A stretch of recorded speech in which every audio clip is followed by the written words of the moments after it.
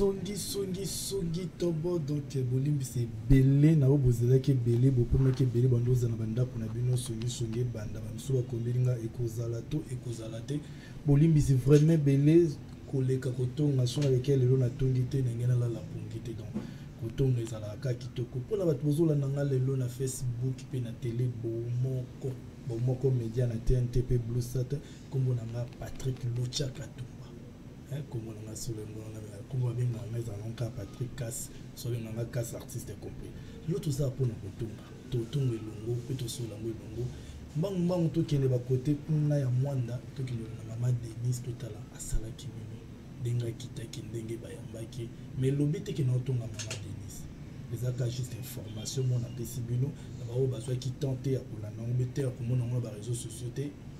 En cas de songi na possible élément tout côté juste après pour tout continuer Totonga songi Totonga songi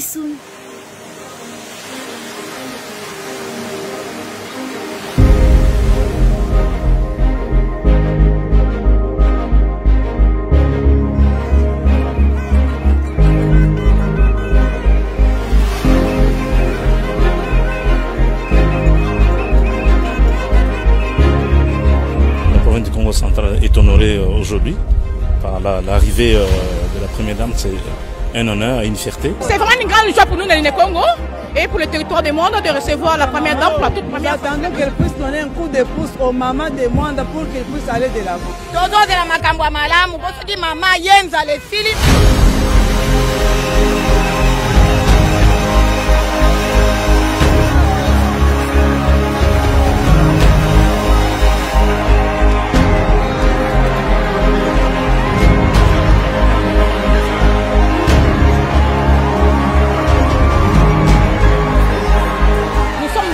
Vraiment très content de la recevoir ici chez nous à Mwanda.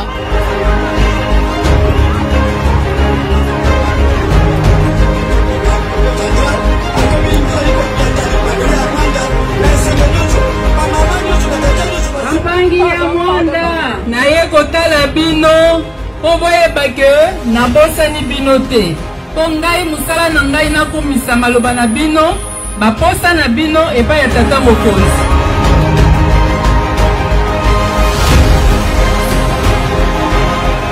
Dans la posa à soutenir Bisso en tant que personne vivant avec handicap.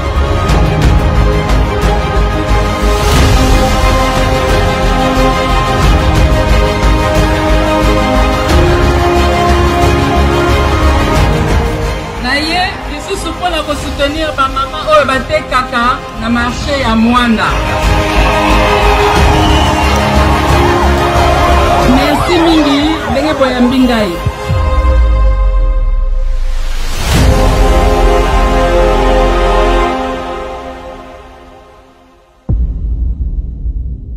Totonga songi Totonga songi Totonga. Ouais, on est là qui maman Denise donc na kata monda pour mon action.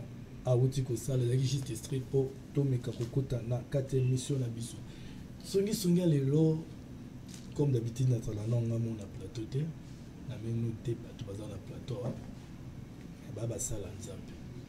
Pour les lots on a basala nzambe te pour ça que ba simba basala nzambe te bible lobby ça na respecté dans la bible mais on a biso ERC donc église chrétienne au Congo so beza di Congo bien au Congo donc ben wana nde tozo tonga bangwa mais trouver qu'est-ce qui se passe tout monde va monsieur sur élection salamaki bon ba bengani mususu mo pe y pas que na justice. Que la question est belée, et la vidéo est belée, na proposé bino tarati na balabala batu ba boy ko sloba na micro baladeur ba maman nzambe to kotate poto yebite ba msu bazongi ona zongi na maison mère to était sur maison mère la kisini ni maintenant ba sala nzambo to za ba ngai ka maison mère avec ranson donc ma bonne deli na yebite za na plateau na ngana maman Tété bonsoir. Bonsoir papa Patrick. Bonne santé. Nangolo nzambe nazabi. Nam président soit nazana pasteur Timothée.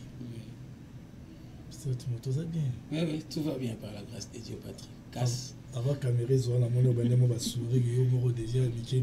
Oui, déjà vous savez tant aux arts pour nous mettre nzambe il faut bon bien bien parce que ça m'a camboyo ce qui te expliquer ba nzambe bien te ba ko bonga nzela. OK. Ce qui te expliquer ba nzambe bien te ba ko bonga nzela, donc vous allez vraiment calme. Téléphone vous a ouvert. Awa ba appel ekota na ngwa to pemela mutu te appel. Oko benga yo pour réagir na sijo tozo betalelo. Déjà to ki pa mama tete. Déjà lozo pa bassin na nzambe na kasa tribunal. Bazo samba. Pe bazo samba na nani bango na bango. Merci Papa Patrick na parole au Pesingai. Na ezopesanga mawa, epesanga mawa tant na otala bango papa basana nzambe bazanga kombo nga lobina ka okotanga non basana nzambe bo samba obiso to yebi eza papa na biso Soni na ka papa na biso ka Kenza obiso to benga ba père ndi bazo samba bon est-ce que eza normal bazo ti église des réveils wa église des réveils comme réveil sommeil ba comme lali sabato poto no mona kilti matina to zo tele mamba mo melelo kilti matina mtala mukina tonga bande komba na ye abisu te kilti matina ezala pona batata wana donc ndenge bakoti bakomi ko samba na oye bate ba osamba kaka makambo oyo po bazui oyo balongoli o bazui o batie obe ba osamba pona mwasi ba samba pona we la poste ba longoli oyo batie poste ngo euti na nzambe ou bien poste ngo bakuti ngo na mokili que poste ngo za ba église de réveil euti pe kana nzambe parce que non association na bien ngo association je sais pas si on bien ngo association bien l'église de réveil nyonso ngeba sanga na bazana leader moko so na ki leadership wana soni ba longoli a sepelité yango na nde bakina tribunal basamba bon so itolobi ba longoli soni a sepelité oui a ko sepelate pour ba cheki 5 ans et pas pasteur Soni bachaki 5 ans évangéliste en tout cas 5 ans na ko quitté to ebité papa ka Kenza esprit saint le quoi za kamuta Saint-Esprit koti kati na ebité non c'est le pour ya zamuta Saint-Esprit yo mona raite ka zamuta Saint-Esprit Saint-Esprit non papa pas de tuninga question dagane ba buto moni ke velga moni ki question no ko dambo kisungi ki mona na chamo ya muki o bakisa mo mwa Saint-Esprit ne côté lié lobi na pour ya za makambo Saint-Esprit mona itanga bamba ba fula bania ko isabana donc Saint-Esprit ne côté lié pour akeno lo baga non papa Soni na silisi manda na yete alongwa bazwa mutu musuba cha est-ce que zala ndengwana eloko papa na biso ka Kenza osala aotia lokwa trouble moko na kati église des réveils siko biso batoza sima na bango tozo kende wapi to telemeli wa banzete to ye kamela banzete ko komi ko kweya nango na facilité siko biso batoto ochabo o monte ke biso peto ke kweya église des réveils zo kendo lala do comme réveil sommeil donc bato bazo telemali soute pour les deux pères wana bakoti na kati tribunal bazo samba bozo sambela nini ba titre nyoso to kuti na kati mokili oyo nde bango ba okesamba pona ngote bazana ba vérité mususu eza kati na ba obomba o biso to yeba te tant mususu ba oyela mosi ah mais oui bon alobani mais ma tete pe ok na to ke na mo rapide na songi ngo mutu akomeni nga lobi mais c'est ma tete aza musena nzambe mais ma tete aza nani ayeba mutu yazo landa na ndako yazo yo kaza nani évangéliste Tete Lukubika. OK. Évangéliste yo na teke évangéliste yo message no yambia mo monyo mabe kolongola Soni te message na monyo mama be pourtant bazaki ko sala Soni ba cérémonie na bango ya kopambola ye papa ka Kenza zalaki azaite ko azaki na voyage ba bengi ba yebisi mba mo bandaki bo succès te azalaki donc andima ke loko wana siko eloko nini sali ke no abanda ko boyango akeno zo peti abato avandi na ye ate ya gane kitoko makamyo su kitoko alebaki no ko latise ekulusu o Jésus me makite me wone ekulusu noir o bazui ba latisi po ba lukele mamte eloko nyoso na bonzambe il faut na ordre tango bochaki muninga o botika ya sala soka sali bien te tango luka manda muso sika botele mele bobite to tika ki yo sala esimbite bo tika to luka mutu mususu me bino nene silite mbamo bozu mutu musu bozocha kopini bobeta na kati wana ezo pesa mbongo ebele ba pasteur musu ba yebite non de tu boyebika boko mona ba teta la méchant tout ni kopini bobeta na kati o ba pasteur musu ba yebite faut évangéliste maman tete be ba yebaka qu'est-ce qui se passe papa Timothée? Oui papa Patrick. Vous savez, des fois, c'est de la honte. Hein? Pour le moment, l'église en Zambo, ils ont ça là vraiment pas si mal. ngai naïf ça va tout boy Nzambe a changé té a osala ba miracle a obikisa a osala nyonso bandimi ya Nzambe baningana na bango té. Ce qui trouble aujourd'hui église ou bien RSC ça église de réveil au Congo et là que zo bundisa bango za spiritualité té et là que zo bomba bango za administration oyebi même dans l'église ndenge tozalaka il y a l'onction le pasteur il y a l'onction et le ministère mais sengeli na bato bazo travailler na ye administration ezala malamu so administration ezala malamu té et koti mbutu ndema comme kotaka na église eza lokola lisanga ya RSC mbutu mbutu koti na cadre ya gestion mais gestion ezalaki na kati na bango parce que basaki likita na bango ensemble nga nazo condamner makasi na makambo oyo l'archevêque Kakenza. Pourquoi je le condamne? A sali 20 ans na pouvoir na ye. A sali 20 ans na pouvoir na ye. 20 ans que leader ya église. État que leader parce que c'est le président honoraire d'Apesaki Biso Mukanda, il y a confession religieuse. Batanga Biso pe lokola ba musulman, lokola ba kimbangiste, ba zu Mukanda ba pesi biso. Et lokola ba pesi biso Mukanda ye papa Kakenza ba votaka yete. Il n'a pas été voté élection salam quitté. Donc ça le roi fondateur. Bah non. Ata fondateur na ngote. Lokola komi makambo ya document parce que na katina biso na l'église de réveil, il n'y avait pas un document mais ils ont signifié biso que ça confession religieuse parce que ici il faut hiérarchie zala ordre zala. Et pendant que tu ordre wana ba trouver qui bon. Topé ça y est Kakenza a dirigé pendant 5 ans. Lokola mikande ko tekina maboko na ye, il nous a pris pendant 20 ans durant.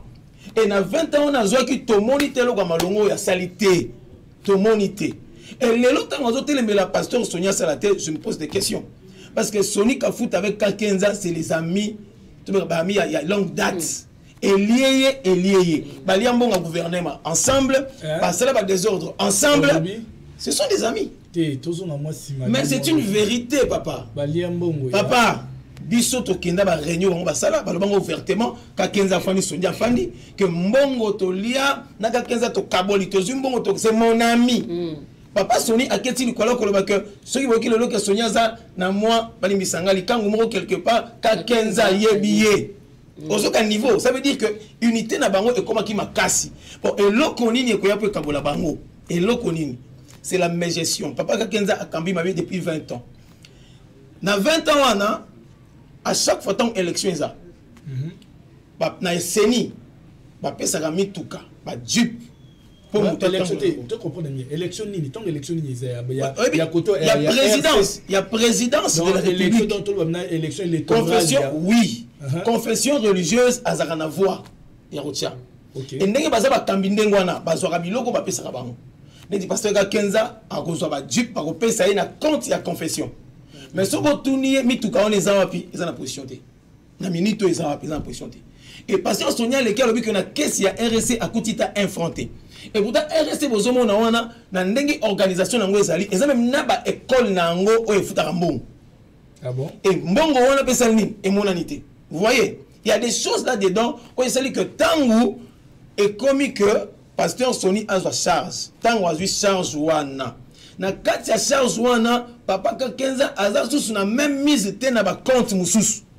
Et tangu porte mususu ekangami olingate.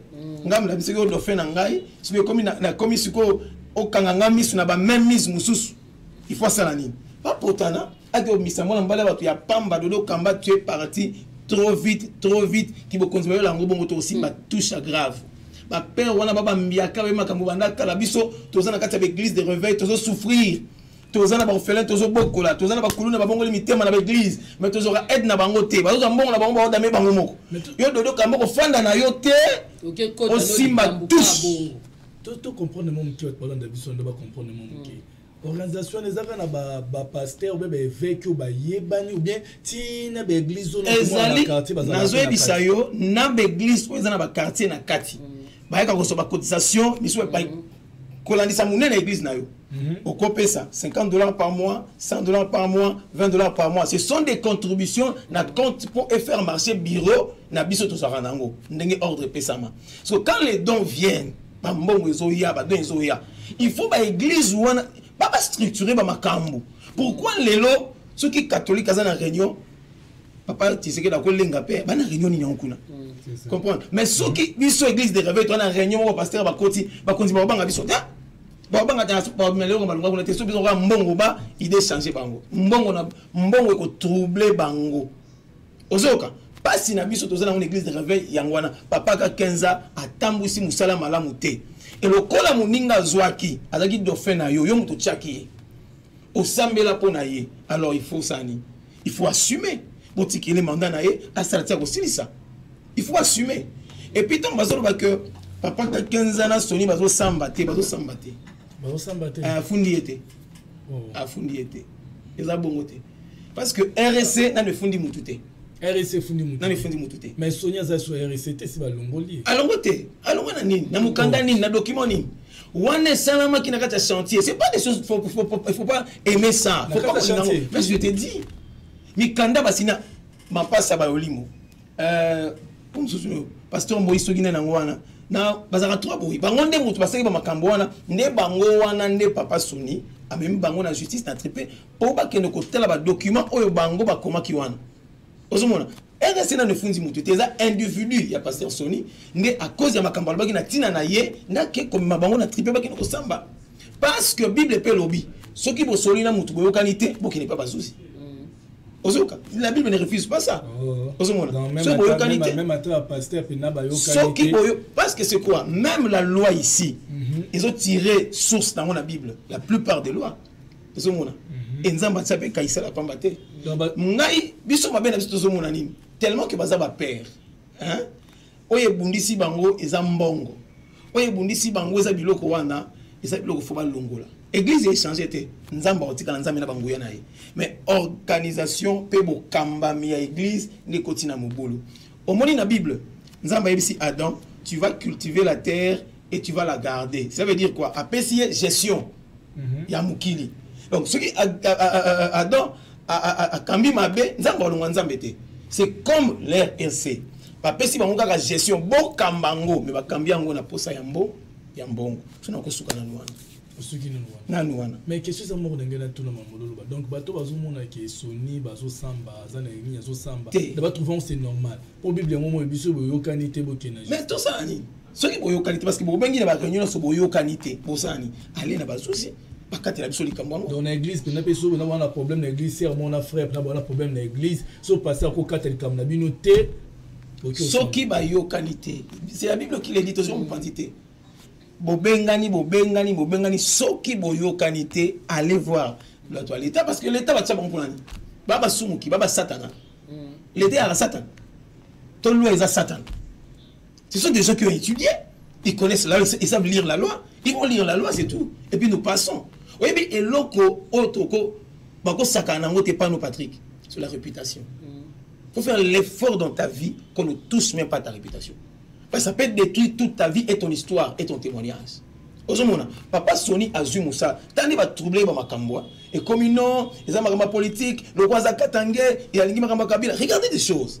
Et puis regardez ça. Ça trouble les gens. Pourquoi tu vas sembler la souté? Batika l'église, pour la bino bozo la blo la maison ngati. Bazon la maison. Ah, kuni logo yate. Nous avons la vidéo, nous avons la vidéo, nous avons juste après, pour continuer, mais pour enseigner les binos, WhatsApp est pour les appels normaux au Kobenga, partout où on a vu sur le monde, sur la position intervenue au Kobenga, Tatina, WhatsApp est pour les la même numéro affiché. Donc, tout juste vidéo, nous avons juste après. Totonga, Songi, Totonga, Songi, Totonga. Je crois que la moindre des choses, je dois respecter d'abord leur personne et répondre à leur invitation. Ok? À ce moment-là, on dira les linges sales, c'est là en famille. Mais aussi longtemps que je n'ai pas accordé à ces personnes l'occasion de me parler de vive voix et de régler les problèmes, du coup, il y a un conflit qui s'installe. Moi, je crois que les choses se sont intensifiées au niveau du silence qui a mis longtemps entre l'exécutif, en parlant du président lui-même, entre lui et le monde effectif qui, eux, à leur tour, estimaient que ce sont eux qui lui ont donné le pouvoir. Il devait les écouter, il devait le recevoir. Mais manque je ne sais pas s'il faudrait parler de cohérence, manque des dialogues, il faudrait le dire comme ça, c'est ce qui a amené à cette crise. Vous savez, j'ai dit une chose, à la rigueur, même au début de cette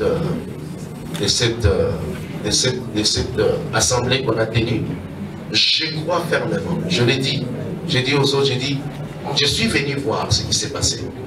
Mais je vous rassure, si peut-être mon prédécesseur était entré dans cette réunion, pour prendre la parole et dire aux autres, et si je vous ai vexé dans ça, excusez-moi, ça arrive, peut-être qu'on n'y arriverait pas, on n'en arriverait pas là.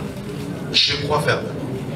Et je crois qu'il y a eu un problème, une crise qui n'arrivait pas à trouver des solutions, qui a été envenimée et entretenue.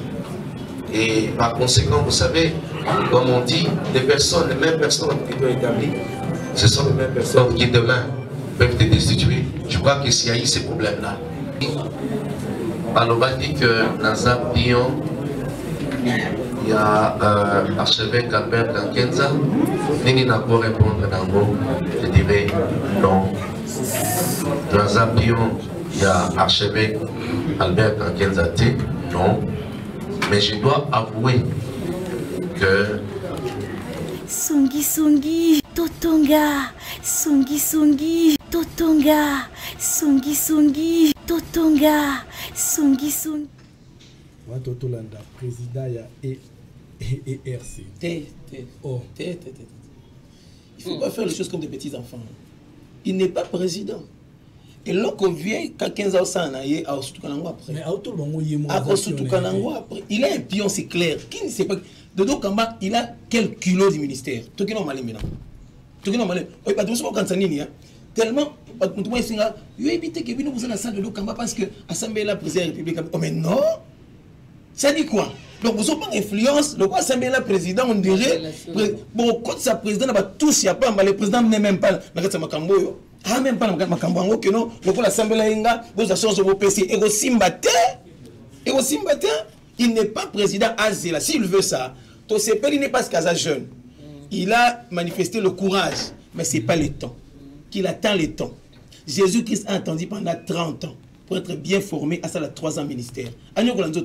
Qu'il attend le temps, ça va arriver, il va diriger. Mais pas aujourd'hui. Il laisse Papa Sony continuer. L'évêque général, c'est le pasteur Sony Kafuta Rockman. Et l'État est Yango, l'Assemblée générale, Mobimba va voter contre Sony Kafuta. Yo, Monaki Batukuna. Je te dis que tant Batuni Bango Mituna, Makamba Bestisson, pasteur Sony, et ça qui n'a siège. Et ça qui n'a siège. C'était dans un chantier qu'ils ont écrit le nom. Pasteur mama passa ba oli mona triper wanga ni komboni ki ma passa ya kombonete bisos la kintia so que pasteur comme ni pasteur ma passa mais comment il a nié son nom les 13 ba kuta na triper ba ma kamande ni ezala qui c'est pas un problème. Nous sommes des pasteurs, nous avons tant souffert na makambo côté ba nani ba kuluna ba nani bazo bongo na mitimba ba chette par-ci par-là pour la batou bango bazoli ya mbongo bazoli ya mbongo ah bater ba kuluna de papa tikako tikako baza ba perdre quand tout le baté. Et alors, on peut se permettre de faire ça. Moi, dans la société, mon papa, on se sert beaucoup de la société. Pour bien mon église, c'était vraiment ma gestion. Pourquoi ma gestion de nos rôles dans la paix? Surtout que mon église, c'était mon père. Ma gestion, papa, c'est un mauvais gestionnaire, ma cambi, ma bébé, ma bon, on a mis sur tout. Aux autres cas, oui, parce que c'est clair, nous sommes regardés quand vous mes films. RSC, nous avons 11 tracteurs. Na compte, c'est là. L'État Nabiso, malgré vos autres de la bango, ma confession religieuse wana, ma pesa kabango biloko pour la bonne marche. 11 tracteurs wana, ba kabula na province, ba sa la tabilanga. Ma pesa bango biloko pour balimbisa bandimi. Balimbisa bandimi te, non, ezaba te. Le col a bazo travailler na politique parce que c'est comme c'est la gestion. Ndenge gouvernement zo travailler, ndenge bango peut pas travailler kana le président en place. Ezaba bongo, ezaba ndenge wana. Donc bazo bénéficier pe na ba faveur oyo président en place à Rosa na bango po ba sunga ba église na bango ba évoluer ba pesa misala makambo kende bien. C'est comme ça que ça se passe. Même na kata RSC, tous na équipe mosusu équipe ba orphelin ba veuve. Il y a l'argent qui sort pour na ba orphelin na ba veuve wana. Il y a une femme qui chargée nango pour recevoir kango. Mais cette femme là dit que azota infronté. C'est elle que ça papa tikako mbongo ebima mais ça na ba poche bangulu ngana loba ki boy na silika ki makasi na plein moto qui na poser question na lobby. Comment vous avez permis à papa Kakenza de bouffer tout l'argent de l'RC? Il bouffe et puis il bouffe. Bino mozara pembe naï. Aujourd'hui, ne bozo les qualifier. Non, patamboli mabe, tolingi tozo relève réforme. Dans ce temps-là, quand il mangeait l'argent, vous étiez où? Peut-être que ah, Bonico, papa Patrick. Papa Patrick, na katia gestion, tu na katia administration. Il y a le secrétaire général qui est là. Il y a l'intendant Mazarawana, il y a le financier qui est là, il y a le trésorier qui est là. Tout le monde sait quand l'argent vient. Le secrétaire général à Koyeba, le financier est là, le trésorier, tout le monde sait. Et qu'il n'y a rien à banque, il n'y a rien à banque. So, quand il mangeait ça, je ne sais pas, à côté de bureau, il viré na banque naïe, aliangoye moko, bisika biso tozomo na mabesiko yangwana. Bisika tozo télé mais la pasteur soni côté musu yangwana papa bravo.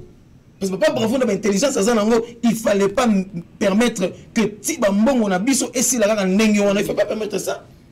Yango passe na biso papa bravo sur Zolandanga, bisika na zole la kama kasi yangwana avec beaucoup de l'intelligence que yozanango. Expertise ozanango yekoli makambo gestion. Balia biso mbongo ka boy pembongo na kesi même pas un franc. Papa na l'église na biso tu n'as protocole. Bon à combien qu'on a pas toi na 3000. Il y a 3000 on peut chiffrer. Il y a 3000 on peut chiffrer. Est-ce que la caisse de 3000 on peut chiffrer? Mais ça c'est 3000. Il y a bien sûr un rond. Attends l'autre côté, attends de l'autre côté. Au tout cas centre, moi combien on a pas on a 7000. On limite à 7000 en oyokita. Mais à bino siko confession munene ndengwana na caisse va trouver et l'autre côté. C'est déplorable. Et je vais vous dire ceci. On ne mange pas l'argent des gens illicitement. C'est pas bon. Le ciel est témoin de tout ce que vous êtes en train de faire. Et le Seigneur sait juger le cœur des gens. Bateau bale mbongo ya RC. Nandinga mabe. Pas besoin que ça soit concession à biso. Oh. Évangéliste, maman Tété. C'est pas bon, ça fait très mal. Hein? Ça c'est l'église des dieux. Au moins il est là sur les communautés. Au commun n'a pas si tant sous le moment. N'a pas pasteur attendez bozo welana. Tozo welana mbongo tété welaninde. Koyeba ko kambate, batu ba yebi ko kambate. Hein? Ozo la bo kamba, ozo la webo. Batu yebi ko kambate kasi. Yango siko ifo. Tout ali sa mutu ke, oyebi ko kambate, tiglan no mutu mususu akende pe na 20 ans papa. Ah, ya. Ça les calais pas maman. Tu risques tout quand on a 20 ans to sanctionner mutu moka baby saki. Parce que tu étais là juste après, tu es là, on va t'aider. Souvent tu es là tu n'as pas. Question mo boye ba tu n'es non peu trop ton appui qui to le belango l'église était belé na Congo na lukata na lukati ba Google la pesa nyonso na lukata luka nombre pendant l'église to zala non ka ville à Kinshasa na zuité mais no yeba que chaque quartier à cause à na 150 églises. Est-ce que l'église nyonso wana bino be voter quand on voter ba voter leader moko ya RC ya ERC bo bandela wa ba on baza baki koneto bo bandela wa parce que bo bandela wa bitani des belé wala pour bobima ta ki boki l'hôtel de ville bo senga ta la lobby papa limbi sangai ba on ba yeba na ba président de la république ba on ba yeba na batu nyonso tu ya mokili et loko nine ke ya po biso to sangana to banda ko voter ba to ane loko te ERC wana eza na ba nombre ya ba église na nombre ba personnes compter bango baza na batu na bango ayo luka papa Timothée na kati église ne na ndenge nini akoyo ko luka soki papa ngefa soki na ndenge nini te bango basi ba koko moni ba veste wana balataka ya ba pembe la po ba ko isaka batu donc bango basi ba koki na nyonso baza rempli na Saint-Esprit na Jésus na nyonso donc bango pa na bango za nyonso akoyo ko luka pasteur wa mukie en église mukie po sala na nini po voter il déjà mi voter ki yemoko c'est que Nzambe bana bonzambe te ba omoni bango baza ba Saul baza batu moko ba omona na naza ne loko nzambe na ne loko nzambe zakati na bango te ba pasteur wa mikemki ba obenga ya babumbu ya kimbanzi ya nini bango de ba obondela nzambe mais bango de to obenga ba père ba papa la biso moko to benga ba père dimension na te ya ba respect to pesa bango mais ba respect biso to pesa bango to mona ko ba lesa biso madeso makasi ba vungule ba ole sabatu ba pasteur wana makamba osala biso ezala te bosuko ba okota na ba commune po banduka ba baluka to basala ba propagande basala ba propagande na makamba bonzambe nde to mona papa na biso o mususu asaki na triomphal lawa wala ba comme ko solliciter ba papa Timothée bazawapi ba papa Israël bazawa pona nini basala sensibilisation ya ko kangisa batu ba memela ba papa ba ekuna penza beti plein wana ba luki batu mais oya ko voter tout voter na tokangisa oyo toye kovote Soni ou bien toye kovote na ebanda ndenge nini. Est-ce que pasteur Soni ayebinga? Et papa Kakenza yebinga. Azana tina ko yebanga te ke o servante mo bima koto te ye o keluka ba servante baza déjà na bambongo ba la poto.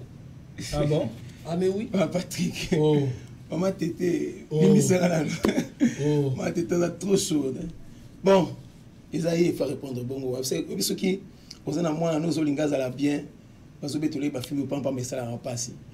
Le col c'est une organisation. C'est comme si ils ont une organisation. Bateau baza censé voter, ils ont un membre effectif. Oyo baza déjà baebani ba membre effectif baza wana era ba vote ba monde ba voter. Moi qui suis pour continuer. Moi qui risque moi là coronavirus risque moi mukanda moi mais tu éviter ceux qui a solo après ba wanga na qui le côté qui ba église ba église union sur zo kanela ba église ko funga meza mukim qui éviter beaucoup risque moi boy lobby pe lelo lo comme nous na kati kuna te lobby a lelo ba ke bon église vraiment to diminuer dans ba église on ka bon botika te auto ba koko kangote comme marché où t'as pas mal car ba wole la no ba poste beaucoup ba saler dans ba église non ba koko kangote attention la Bible dit ceci les portes des séjours de mort ne proviendront point contre l'église. Ceux qui ont pensé à B, bah au coup faut moto. Ceux qui ont pensé que tu détruire l'église, l'esprit mon ko basa na bambongo na bana na bangwana, le Seigneur viendra, il tracera l'histoire. Il y a beaucoup des églises. Soit qu'il y a 5-7 églises na la ville à Kinshasa. Pour mes amis, quelle motivation et quelle pensée est une diosa la bongo? Il y a un problème panzam. Que c'est pour ça qu'on a beaucoup de business. Na biso na bango banaï va salir faire parce que lorsque une église nanga tu verras des orphelins et des clowns à changer na mbongo nanga imo nza mapesa nga parce que na bango mo bozo mbongo l'état tu sais que depuis bango mbongo na tango kabila ba bimisi na ba prophétie na ba nyonso papa mo ga le grand la teva wa so ki papa mo boya ba pasteur boy de ilesi alors kini ke bali mbongo ba kabila ba mbongo ba mbongo papa mo le grand mbongo na été papa mo le grand mbongo na été naki papa za papa oui parce que tanga lo même comme kibali ya bambongo boko ko bino nyoso tout so nyaza mbongo kenza ngana mkola ekizamina ngaba bana nzambe ça c'est quoi ça Bible lobby na mikola suka mayela bakolo ekosila ngato na tena blog na ay vieux mayela sili déjà parce que un père quelqu'un qui a de la connaissance de la sagesse il faut contrôler ba langage na nazali boso média ni nazolo parce que bana bazana sima même bana na boti biologiquement ba olandanga papa n'a plus la tête. Papa n'a plus la tête. Papa n'a plus la tête. Ça c'est quoi ça? C'est de l'enfantillage. Oh, il y en a qui sont Papa Patrick. Église. Papa Patrick. Oh, il n'y a aucun abbé à Kosala. Abbé à Kosala ngote malgré basana babu na bango. Ozuka li kamande ko no ngo et puis ton nom. Mon de toi boy. To comme na courage biso pe bana na lo ba kombo moko boy na télévision parce que yo papa zo yebate ko cadrer malobano quand même faveur de retenue. Ko ba komi bomba ke li kambo teza songo na tsango na chambre noire to ko solo na kati. Tu prends les noms de tes frères ozo panza ko kabo. Ya mo mona mutu moko étranger moko boy. Jo un étranger fixe à votre église ko yana. Pasteur étranger boy. Comment les bunganga na lukela ke pena émission aibo finga batum pourquoi le pasteur Mombo pasteur Mogisho assez courage tu vois assez courage abenga bat bampu étranger Mogisho étranger ou bien pasteur étranger a fixé mais c'est un étranger yamborani il est pas étranger bazake belé moni kanda siko ya kanga papa Patrick kanda siko na zwakande awa kokende te kanda ngone na zwakande kokende mbango Mogisho c'est un étranger, ce qui peut être tanzanien, ce qui peut être anglais, il est passé à la télévision.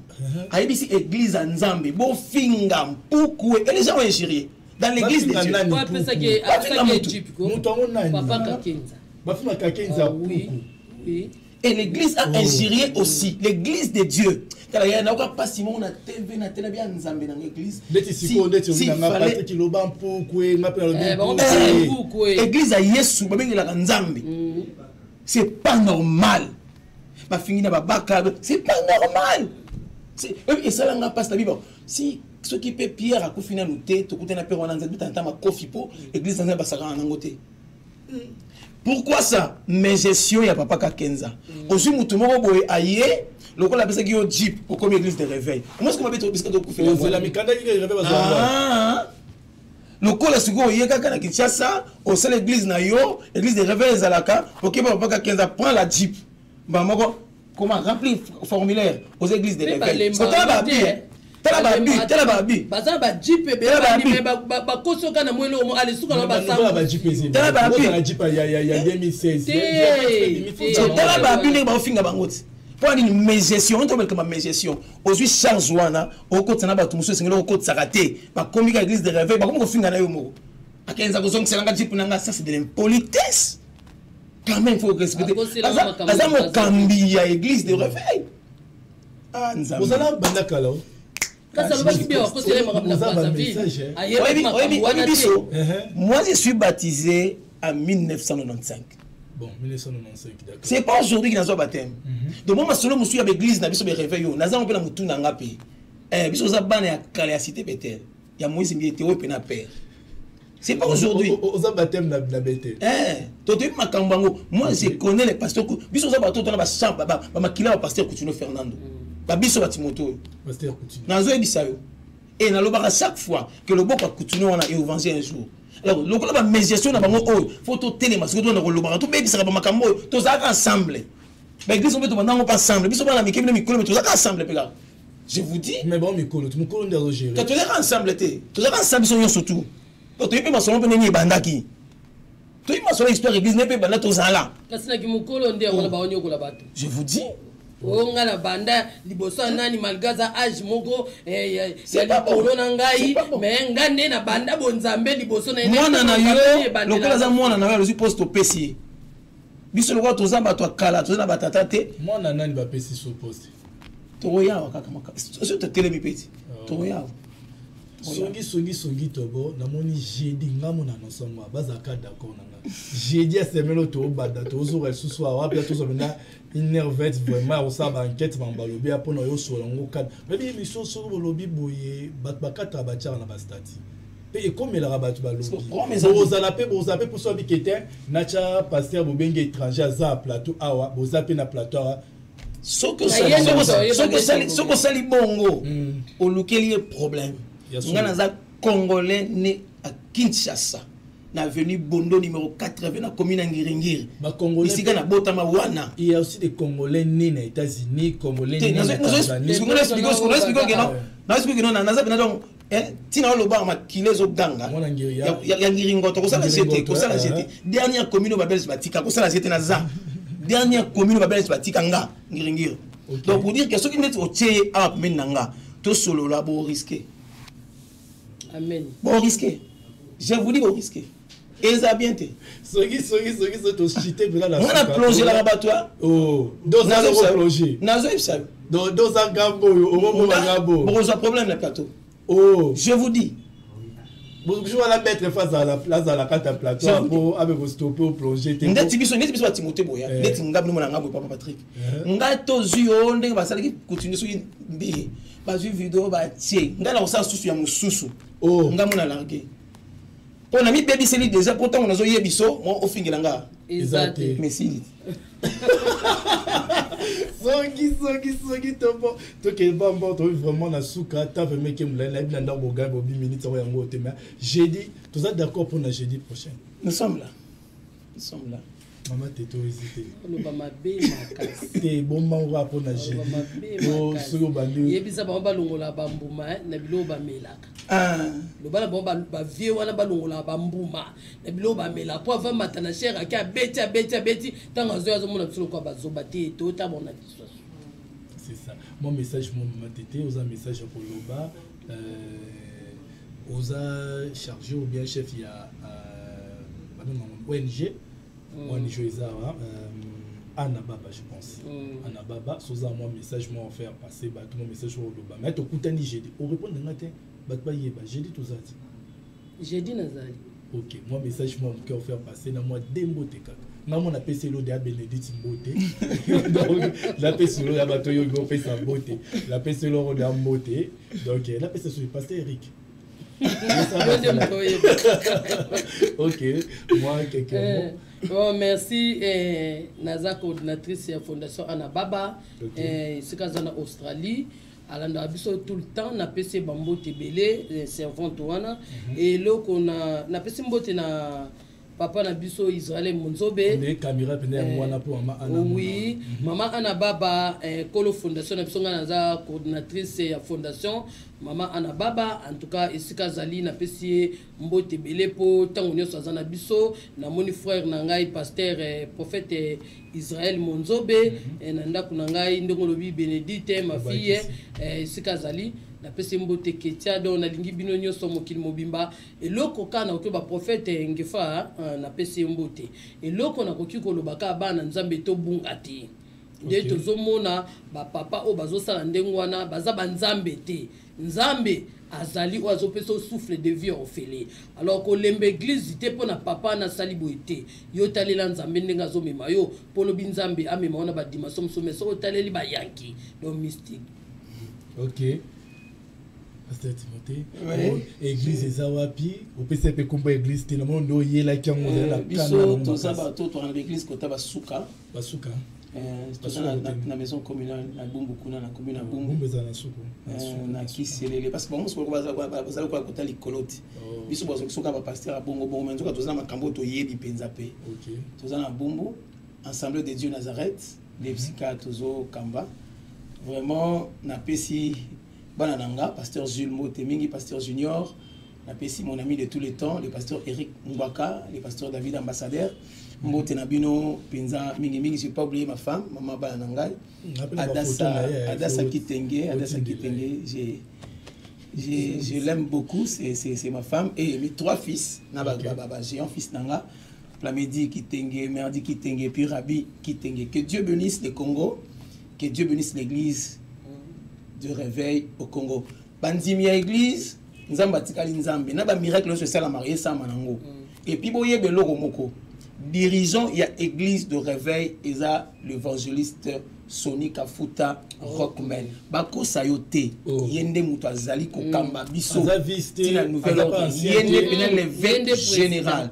L'évêque général. Et puis boye belo ko.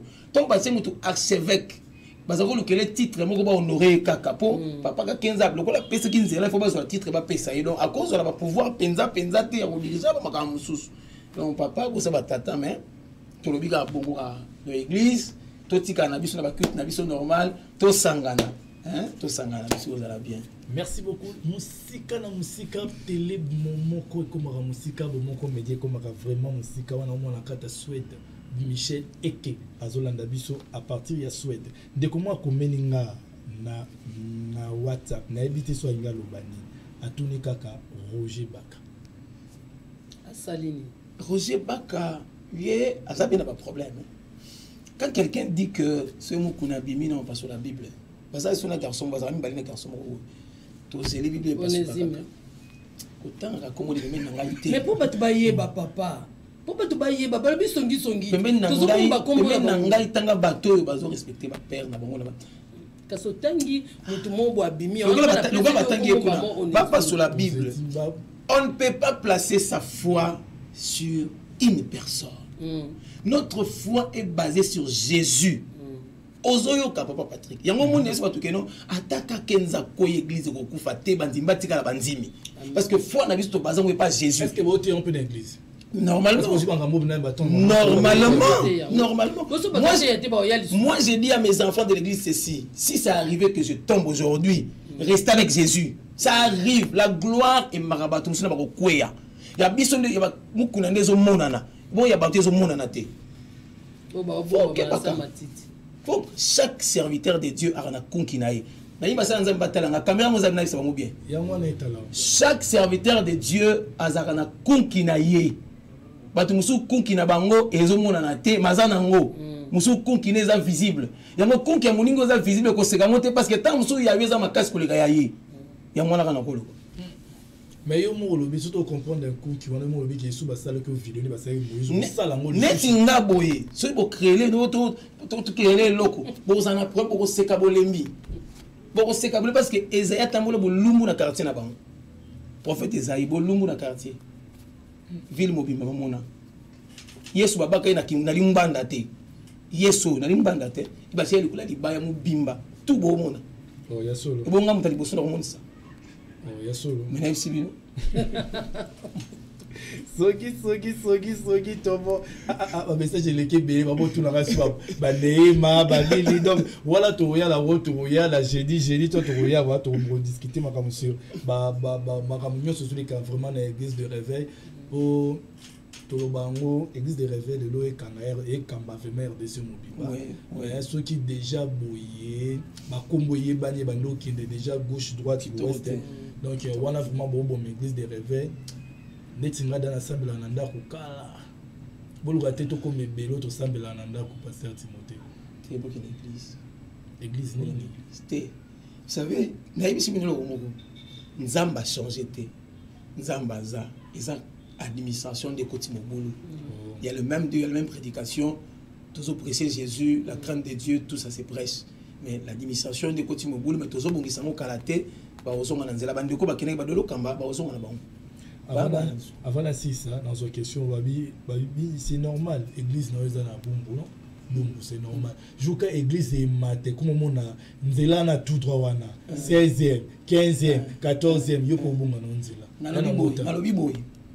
Naibisi ba otalanga hein mukolo oyo église na biso nzamba pesi biso ba kota bumbu nzamba permettre comme attendre na lingwala ta na gombe et bo moninga na komi ko déborder bo kangisanga bo bien pasteur abeli liboma naibisi ba tous bozo ndangai parce que qu'est-ce qui peut me pousser hein à devenir comme ça parce que même si to tombo mi oneza bisoté ko ela ba poster et nzambi ndimte ça ba poster oyebi na Nigeria soit pasteur oyebi oyebi c'est comment c'est l'église de réveil qu'on a à Nigeria à Oboya c'est de la bassesse soki topo to sukia dans tout monde ni jeudi projet to salaka kana pasteur Timothée na mama tété évangéliste maman tété va confirmer biso déjà jeudi masoulé ça vraiment belé jeudi micro baladeur pe kotambola jeudi bongisa unité na yo tia mega na yo au kota na Facebook au pe okoki ko benga merci beaucoup nandi bozaki belé olanda biso monde ate na ke mingi na Australie kuna babi